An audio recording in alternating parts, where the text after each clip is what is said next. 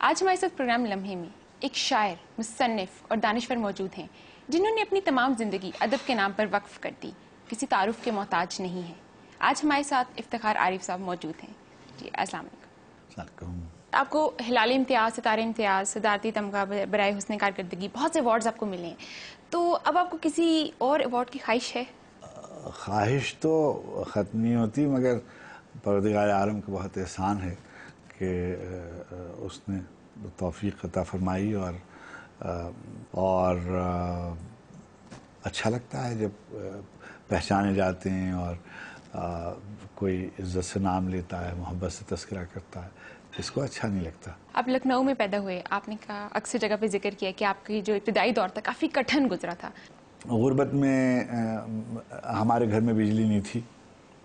اچھا، اب بجلی کے نہ ہونے کی وجہ سے لالٹین کی روشنی میں پڑھتے تھے، روشنی 11 بجے تک تیل ختم ہو جاتا تھا، اب وہ ہم جاگ جاتے تھے، اب ہمیں نیند نہیں آتی تھی، تو ہم جو کچھ ہم نے اس وقت تک پڑھا ہوا ہوتا تھا اس کو دہراتے رہتے تھے۔ اس سے کیا ہوا کہ حافظے کی تربیت ہو گئی، پھر حافظے کی ایسی تربیت ہوئی کہ ہمیں سینکڑوں ہزاروں شعر بہت ہی کم عمر میں یاد ہو گئے تھے۔ اور تعلیم حاصل کرنے کے لیے آپ نے کئی جگہ میں نے پڑھا، تذکرہ بھی کیا ہے کہ آپ پیدل بھی جایا کرتے تھے۔ میرے پاس کرایہ نہیں ہوتا تھا بس میں جانے کا، یا میرے پاس گاڑی نہیں تھی، رکشہ نہیں تھا، اس زمانے میں ٹانگوں پر جاتے تھے، بسوں میں جاتے تھے۔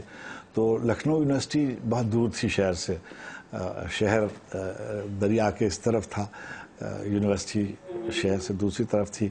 تو میں نماز کے وقت صبح کو اٹھ کر اول وقت ایک چھوٹا سا کام کرتا تھا، اور آپ سے میں شیئر کرتا ہوں۔ جو ہمارے ہاں بہت سے ایسے گھرانے رہتے تھے جن کے مرد جو تھے وہ پاکستان ہجرت کر کے آ گئے تھے، اور بزرگ خواتین اور حضرات وہاں رہ گئے تھے۔ تو میں یونیورسٹی جانے سے پہلے ان کے یہاں جا کر ان کا سودا خرید کے لاتا تھا۔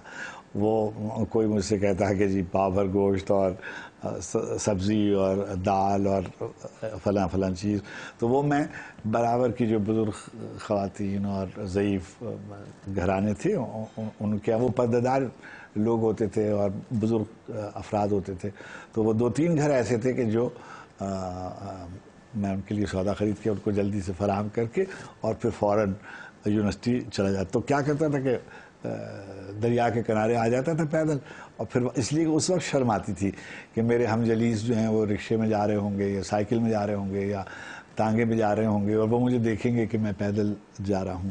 اب اس وقت تو میں کہہ رہا ہوں مگر اس وقت مجھے بہت حجاب آتا تھا۔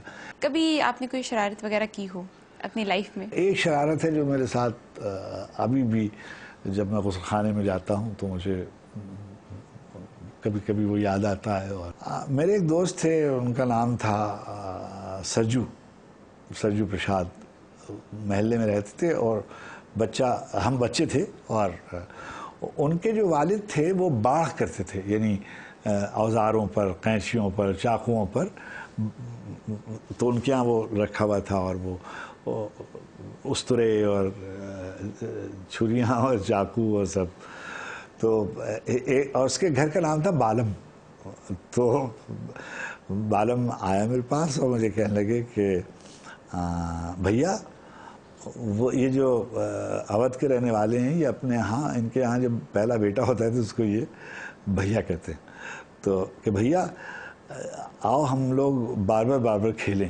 تو میں نے کہا کہ اچھا چلو ہاں کھیلیں۔ اب اس نے مجھ کو ایک پیڑھی تھی، اس کو کرسی بنایا اور مجھے بٹھا دیا، اور اس نے ایک آئینہ سامنے رکھ کے میرا شیپ کرنا شروع کیا، تو یہ میرا پورا کام کاٹ دیا۔ یہ دیکھیے بنا ہوا ہے اس کا، یہ ابھی تک اس پہ نشان لگا ہوا ہے۔ چنانچہ جب میں شیپ کرنے جاتا ہوں کبھی کبھار تو مجھے اس کا خیال آتا ہے۔ 50 کی دہائی آپ نے وہ دور بھی دیکھا ہے، وہاں کی شاعری اور اب کی شاعری میں آپ کیا فرق محسوس کرتے ہیں؟ شاعری دیکھیے بدلتی رہتی ہے، اور شکلیں بدلتی رہتی ہیں، حیاتیں بدلتی رہتی ہیں، نظریات آتے جاتے رہتے ہیں، مگر کچھ بنیادی موضوعات ہیں جو رہتے ہیں، اور اس کو سب لوگ اپنے اپنے طور پر لکھتے ہیں۔ مثلا محبت کا جذبہ ہے، ہمدردی کا جذبہ ہے، قربانی کا جذبہ ہے، تو شعر لکھنے کے لیے کیا آپ کے محبت کرنا ضروری ہوتا ہے؟ الجھے سلجھے کسی کاکل کے گرفتار رہنا پڑتا ہے، یعنی کسی نہ کسی تعلق کی بنیاد پر، کسی نہ کسی وابستگی کی بنیاد پر، کسی نہ کسی تعلق کی بنیاد پر. ابھی تک کا تو یہی ہے. ممکن ہے کہ بعض لوگ یعنی محبت کے معنی صرف جسم و جسمانیات کی شاعری ہی محبت کی شاعری نہیں ہے، وہ بھی محبت کی شاعری ہے. یعنی میں اس کی نفی نہیں کر رہا ہوں، لیکن محبت کی بہت سی شکلیں ہوتی ہیں. آپ شاعر بہت حساس ہوتے ہیں. شاعری کے لیے آپ نے کہا کہ میں نے کتابوں سے مجھے لگاؤ تھا، ہمیشہ میں نے کتابیں پڑھی ہیں. آپ کے ساتھ ہوا کہ کوئی رومانوی شاعری آپ نے کی ہیں بہت ساری، تو آپ کی کیا ہوتی تھی انسپریشن؟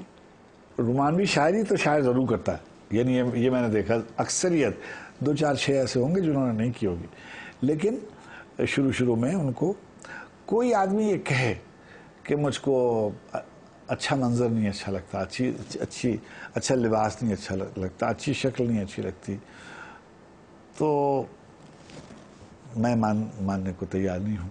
سب کو اچھا لگتا ہے، مگر یہ جو لفظ ہے یہ اللہ کی عطا ہے. اس کا اسراف جو ہے یہ کوئی اچھی بات نہیں ہے. کہ مثلا روزانہ ایک ہمارے پاس ایک پینٹر تھے، وہ اس ملک میں اگر فرض کیجئے 1 لاکھ اچھی آنکھیں ہیں اور ان سے ان کی ملاقات ہوئی ہے تو انہوں نے 1 لاکھ اچھی آنکھیں بنائی ہوئی ہیں. فائن، مطلب بہت اچھی بات ہے. میں بھی دیکھتا ہوں تو بہت خوش ہوتا ہوں. میں ایک دفعہ وہ میرے دفتر تشریف لائے اور میرے ساتھ ایک میری دوست بیٹھی ہوئی تھیں اور انہوں نے دستخط کے لیے ان کی آنکھیں بنا دیں. تو بہت سے ایسے لوگ ہیں جہاں لڑکیوں کے پاس ان کی بنائی ہوئی آنکھیں موجود ہیں. ایسے لوگ ہوتے ہیں کہ شعر کہتے ہیں خواتین کے بارے میں، اور سچے کہتے ہوں گے، میں اس پر حرزن نہیں ہوتا، اور ان کو حق حاصل ہے کہ وہ کہیں. مجھ سے نہیں ہوا، یعنی میں کہوں کہ جی میں نے کسی کو دیکھا اور میں فوراً ہی شعر کی طرف متوجہ ہوا، میں نے کبھی نہیں کہا. کا شعر مجھے اتنا معتبر کر دے، میں جس مقام میں رہتا ہوں اس کو گھر کر دے، اس کا آپ کو خیال کس طریقے سے آیا؟ اب گھر کیا ہوتا ہے، مکان کیا ہوتا ہے؟ سیدھی سی بات یہ ہے کہ جہاں یہ جس جگہ آپ تشریف فرما ہیں یہ ایک کرائے کا مکان ہے.